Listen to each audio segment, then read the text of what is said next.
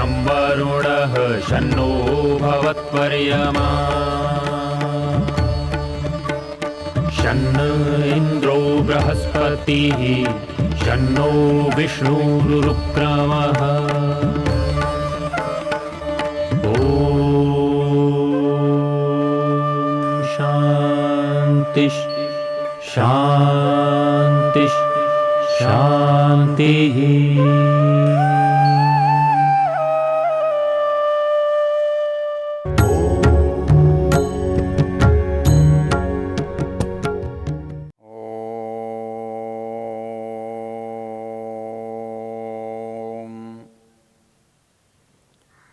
अग्नेयं यज्ञमध्वरं विश्वतः परिभूरसि स यद्देवेषु गच्छति।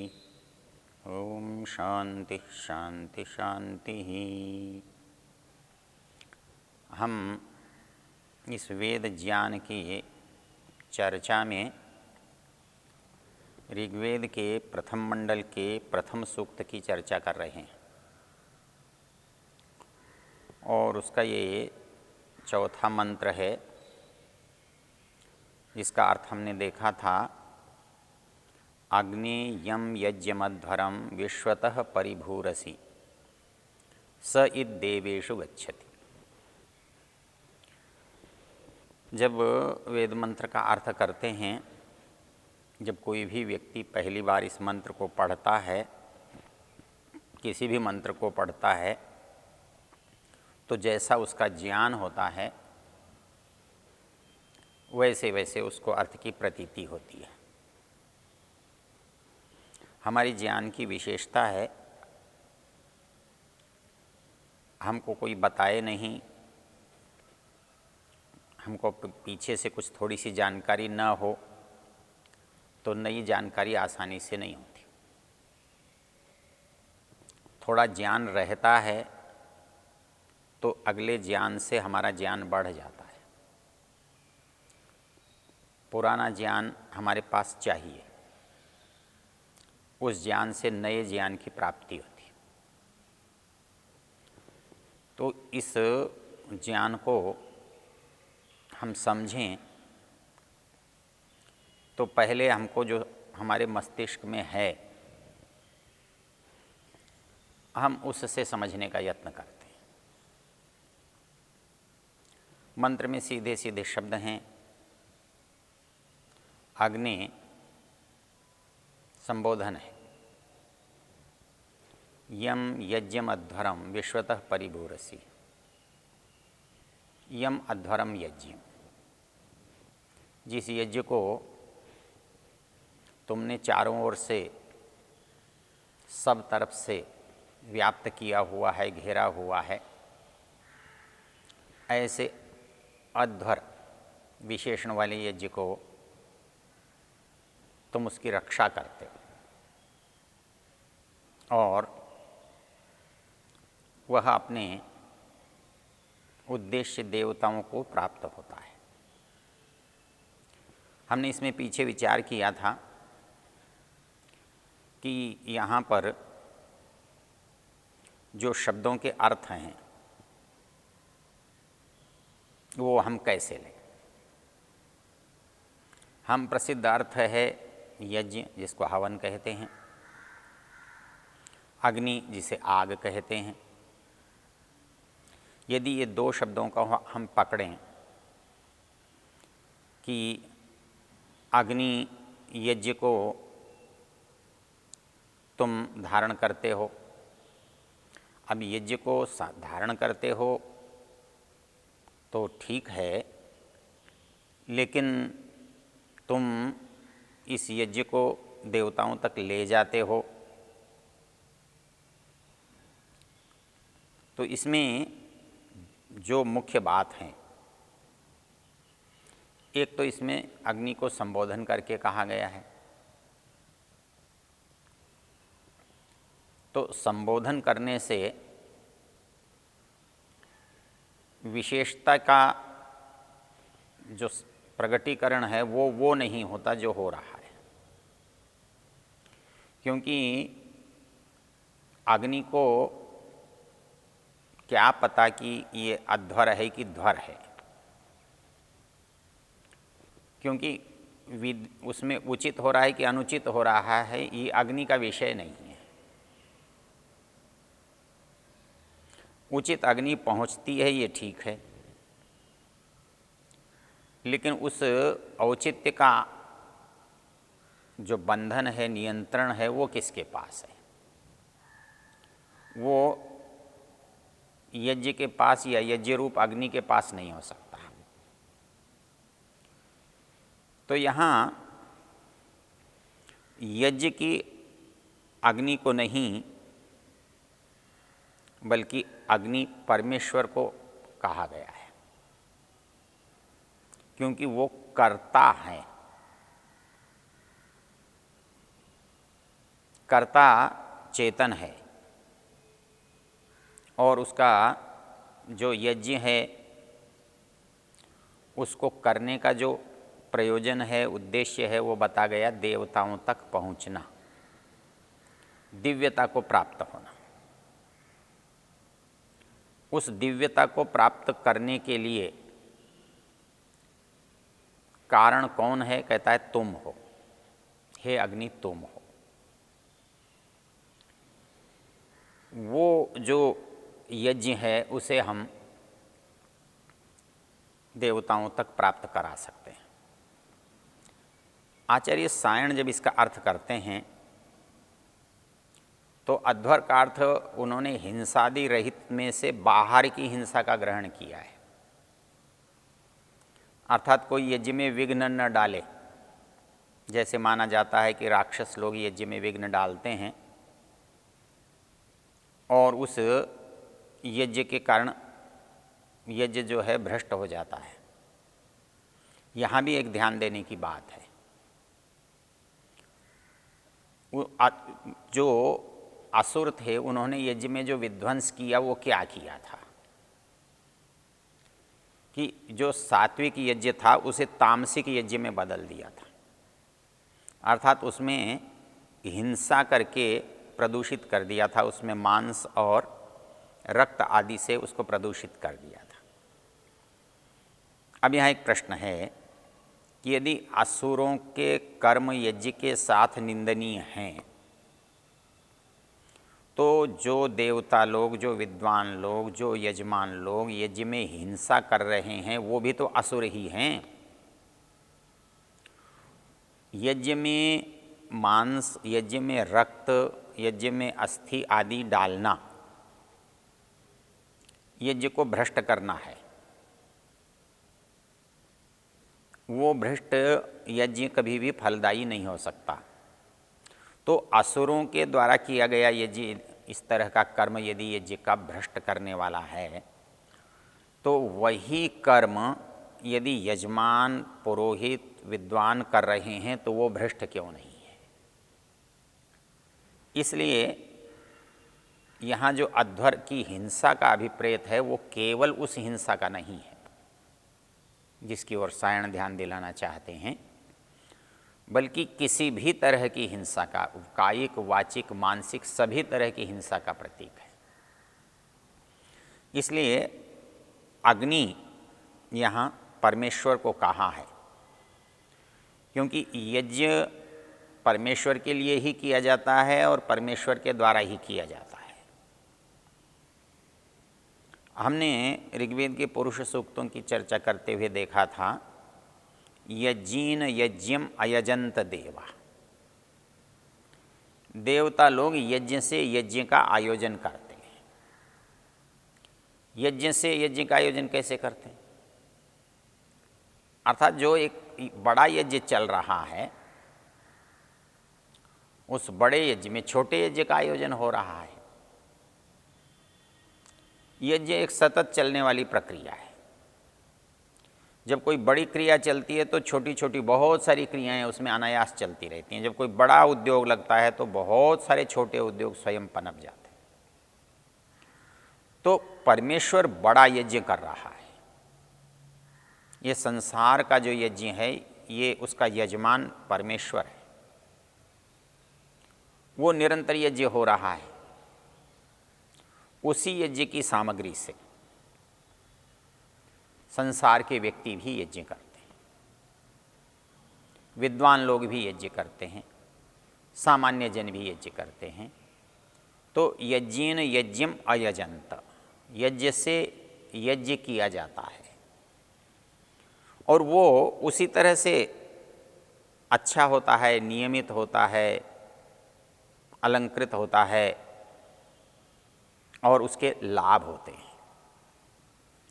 तो वो यज्ञ परमेश्वर के द्वारा प्रतिष्ठित होता है, प्रस्थापित होता है। तो यहाँ भी उसी तरह की बात कही है, अग्नि यम यज्ञमध्वरम विश्वतः परिभूरसि। यहाँ दो विशेषण हैं, एक विश्वतः, एक परिभू। दो को कहने की क्या आवश्यकता है? विश्वतोषी का अर्थ भी तो सब ओर से है और परितः का अर्थ भी तो चारों ओर से है। जब हम ये मानते हैं कि वेद में कोई भी शब्द निरर्थक नहीं है, वेद में किसी तरह का दोष नहीं है भाषा का, कथन की शैली का, तो फिर विश्वतः और परिभू ऐसी कहने की क्या आवश्यकता थी? तो विश्वतः परिभूरसि, तो वो विश्वतः भी व्याप्त है और परिभू भी है, परितः भी व्याप्त है। परितः तो हमें दिशाओं का बोध कराता है और विश्वतः उसके अंतरंग का बोध कराता है। अर्थात यज्ञ की इस विधा में परमेश्वर उसके अंदर बाहर व्याप्त है, सब ओर से व्याप्त है, सब तरह से व्याप्त है। विश्वतः परिभूरसि, अर्थात उस यज्ञ में कोई चीज़ बचनी नहीं चाहिए, कोई चीज़ कम नहीं रहनी चाहिए, छूटनी नहीं चाहिए। इस तरह से किया हुआ यज्ञ देवेषु गच्छति, प्राप्त होता है कहाँ? दिव्यताओं तक, देवताओं तक। दिव्यता को प्राप्त होना, देवत्व को प्राप्त होना, यही शब्द अग्नि और यज्ञ जब आध्यात्मिक अर्थ से भिन्न अर्थ देंगे तब क्या होगा? अग्नि यम यज्ञम अध्वरम, तब हिंसा कैसे होगी? तब तो किसी की हत्या की बात नहीं है, किसी को काटने की बात नहीं है। ऋषि दयान लिखते हैं, ऐसा काम जो विनाश का कारण न बने। हमारा यज्ञ यज्ञ होना चाहिए, हमारी रचना, हमारा निर्माण अच्छा होना चाहिए। वो निर्माण कैसा होना चाहिए? अध्वर होना चाहिए, अर्थात विनाश को देने वाला, विनाश को प्राप्त होने वाला नहीं होना चाहिए। वहाँ पर ऋषि दयानंद अर्थ करते हैं विद्यादि यज्ञ, जो विनाश आदि दोषों से रहित, विनाश से भी रहित, अर्थात जिसमें कोई त्रुटि न हो, जो कोई चीज़ हमने बनाई है तो वह हमारे लिए कष्ट देने वाली न हो, हमारा प्राण लेने वाली न हो, हमारा हमको समाप्त करने वाली न हो। तो यहाँ पर जो यज्ञ शब्द है और जो अग्नि शब्द है, जब हम संसार की वस्तुओं के निर्माण की, रचना की बात करते हैं, तब वो अग्नि भौतिक अग्नि होता है और वो यज्ञ निर्माण का यज्ञ होता है, कोई चीज़ें बनाने का यज्ञ होता है। जो श्रेष्ठ कर्म हैं उनको करने वाला यज्ञ होता है। तो वो जो यज्ञ है वो कैसा यज्ञ है? तो वो कैसे अध्वर हो सकता है? उसमें हिंसा से रहित होना कैसे घट सकता है?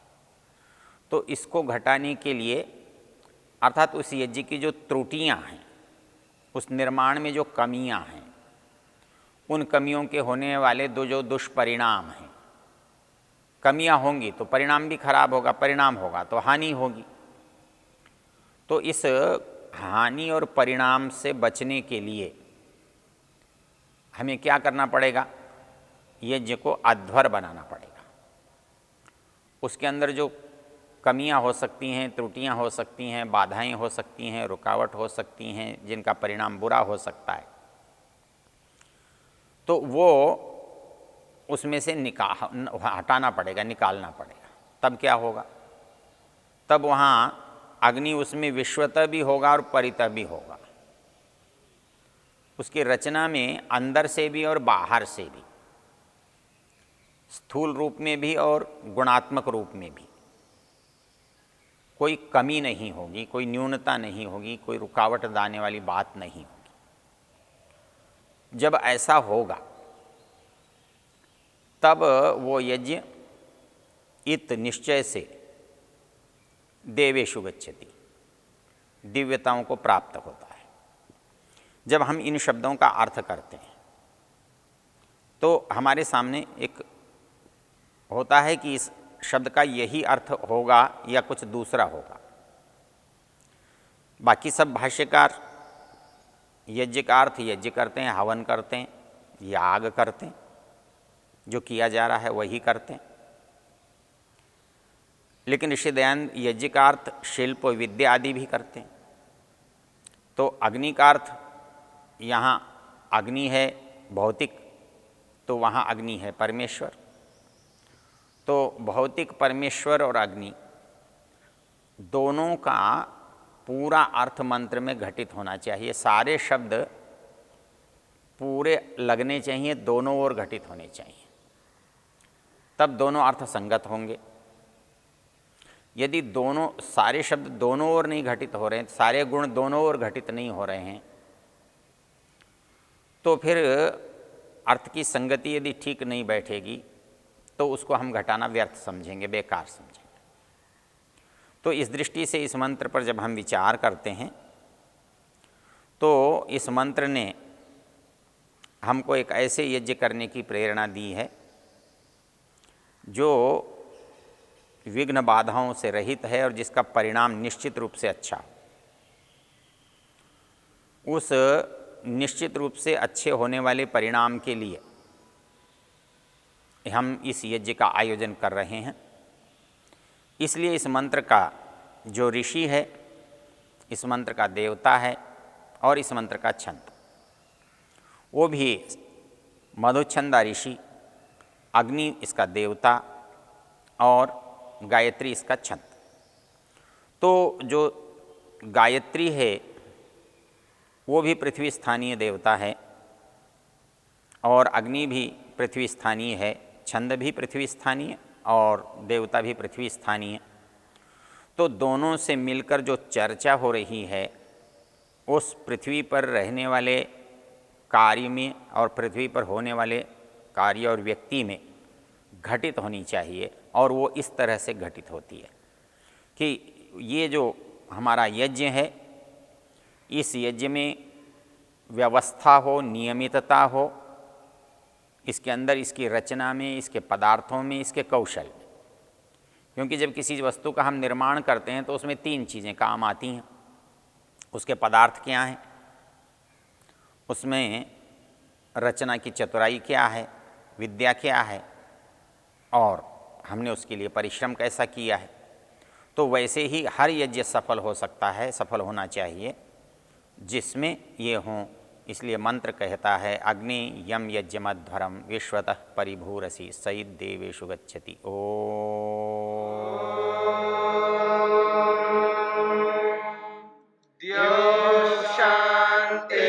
शान्तिरन्तरिक्षं शान्तिर्पृथिवी शान्तिरापः शान्तिरोषधयः शान्तिः वनस्पतयः शान्तिर्विश्वे देवा शान्तिर्ब्रह्म शान्ति सर्वं शान्ति शान्तिरेव शान्ति क्षमा